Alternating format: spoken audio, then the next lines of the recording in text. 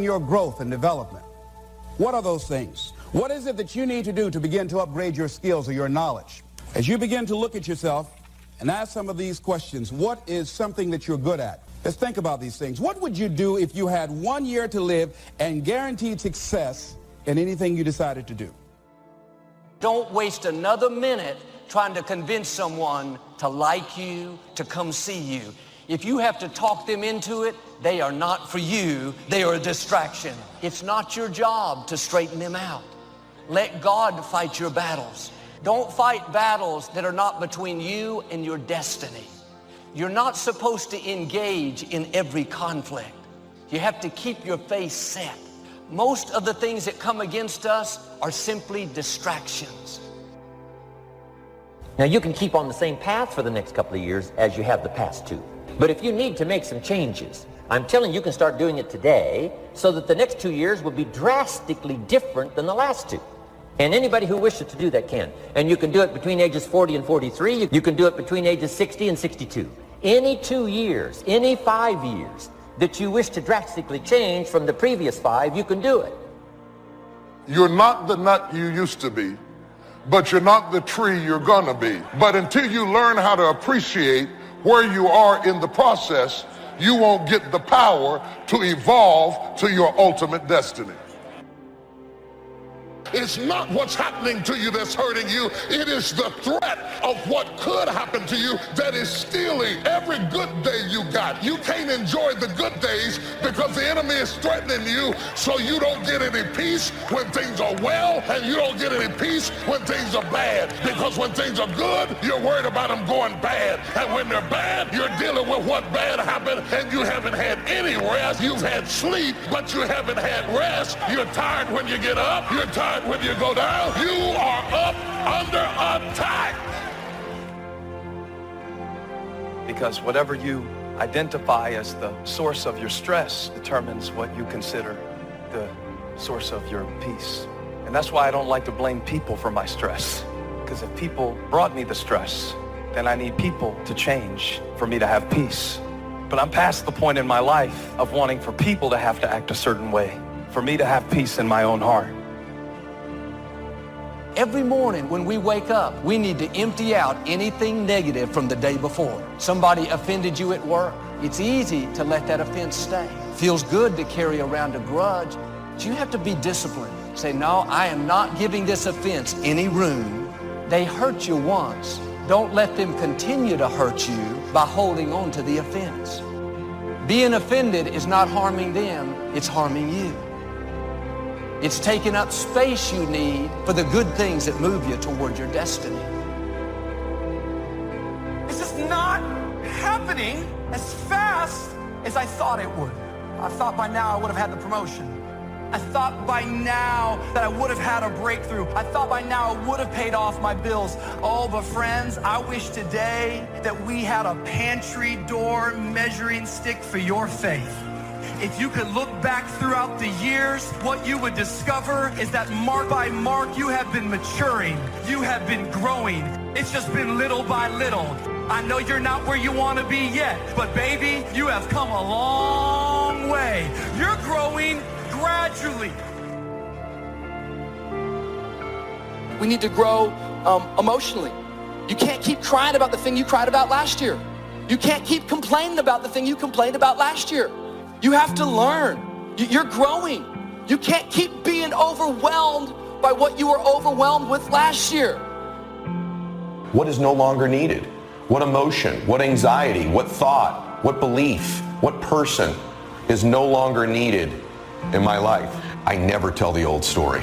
I don't like telling the old story. I'm constantly trying to write the new script, become the new character in my life. It could be the new beliefs I have. It could be the new story, but I'm constantly retelling a new story all the time. I'm constantly obsessed with writing the next chapter of my life, not reading the previous ones.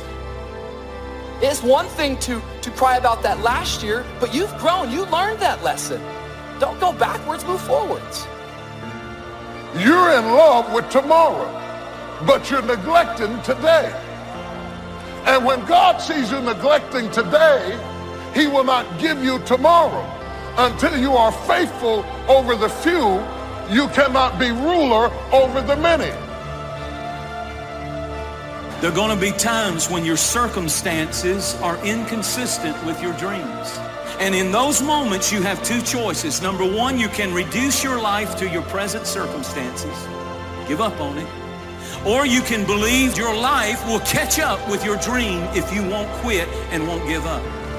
Never allow circumstances to change the dream God has put in your heart. Never. If it works, it's obsolete. Because whatever it is, it will be obsolete before long. Now, this is something I think each of us should check ourselves against regularly, weekly, if not daily. We should ask ourselves, what am I still doing the old way?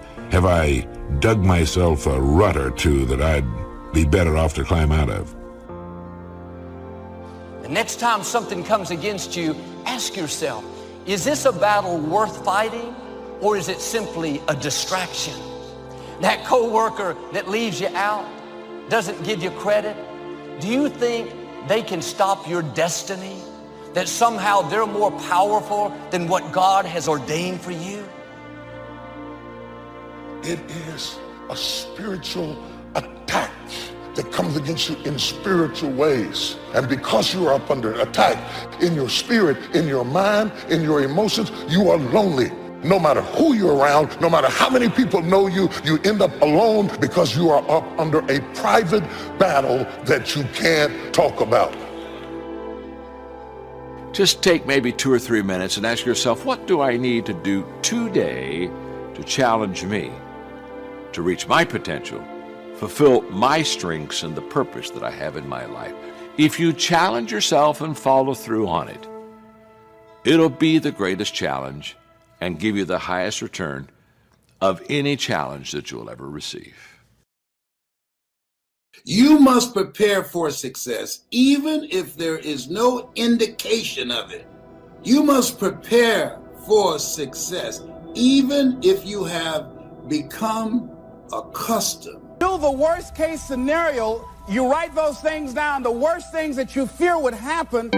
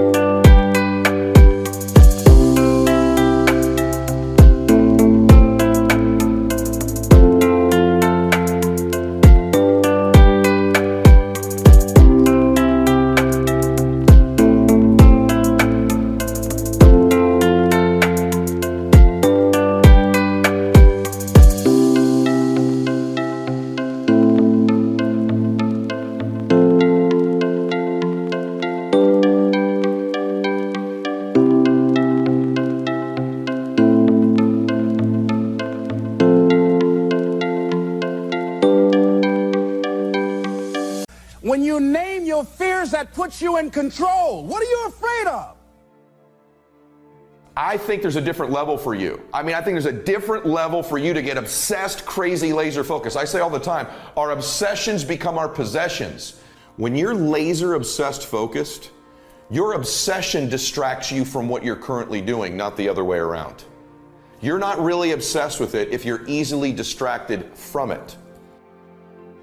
And so the only way we get to that ultimate version of ourselves is by replacing ourselves and growing all the time. This has to become an addiction for you. For too many of us, we like to grow. And every time you don't make it an emergency, it's not a crisis, you're not in a hurry, you never get there. And the truth is, whether you know it or not, you are either growing or you are dying. Get better. There isn't any of us that can't get better. Starting a few steps from here at that convention. I'm telling you, for things to get better, you got to get better. Don't ask for it to change out there. Ask for you to change here. Don't ask for a more favorable wind. We call that naive. Just ask that you can get wiser and stronger and better. Learn how to handle the seasons better. Let's go through them. Just get better at handling the winters. You can't change the seasons, but you can change yourself. We need to grow. You need to grow, and it needs to become an intention of yours. It needs to become an obsession of yours. You can't always acquire the things you want, but you are in control of acquiring the next version of you. And that requires being uncomfortable. That requires growth. Get stronger. You can develop the muscle. You can develop the courage muscle. You can develop the dedication muscle. You can get stronger in style and personality, the ability to cope, the ability to handle with anything that happens, no matter what happens. What is your wake-up call? What is controlling your thoughts? Is it the television set? Feeding your mind images of what life should be? Is it drugs or alcohol numbing your brain and diminishing your desires? Or is it weakness, a lack of discipline that prevents you from accomplishing what you want to accomplish? If you quit, whatever you were trying to accomplish can never happen. If you quit, there is no chance of it popping back up again, coming back later. Quitting is guaranteed failure. When you're trying, you're going to fail. You have to make sure that your dreams and goals are so big that not accomplishing them is not an option. I'm not saying that there aren't things in life that we just have to do. There are. But what I am saying is ask questions. Don't believe everything that you're told, and don't follow the path just because it's there. Don't get in line just because other people are. Get up. Be conscious of what is creeping into your mind. What are you letting in there? What is forcing itself in there? You have only one life, so don't waste it. Take inventory of what you're giving space to. Life is too short to go through it with negative things holding us down. Every action and every discipline today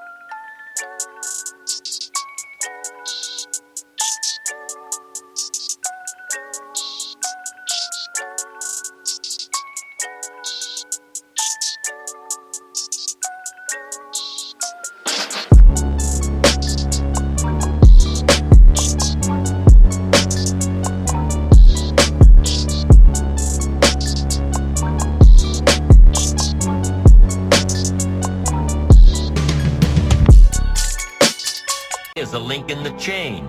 Every action and every discipline in the future is a link. When you can see that every link in the chain will eventually lead you to the things you want most out of life, then you won't grow discouraged or impatient with today. When you can see where you're going through visual chain thinking, even on the toughest days, you'll keep building your ambition by knowing where you're going, not just where you are today. It's easy to go around worried about our future, stressed over our finances. We're tempted to live guilty because of past mistakes. We wonder why we don't enjoy life, why we can't sleep at night. It's because our mind is cluttered. You weren't created to live guilty, bitter, upset. If you're going to reach your destiny, you have to clear out the clutter. You can't stop negative things from coming, but you can keep them from staying. You don't have to hold on to it. Your plans and goals are your visual chain, knowing where you're going before you get there. Develop a plan, a game plan. Here's the first rule for your game plan of life. Don't start your day until you have it finished. Don't begin your activities of the day until you know exactly what you plan to accomplish. Don't start your day until you have it planned. The value is the fruitful result of discipline, not hope. Once you've mastered the art of planning your day, you're ready for the next When flip. we make mistakes, guilt will come, telling us how we don't measure up. You can hold on to it, go around down on yourself, or you can let it go. You have to be proactive when it comes to keeping your mind in peace, because all through the day, there's clutter.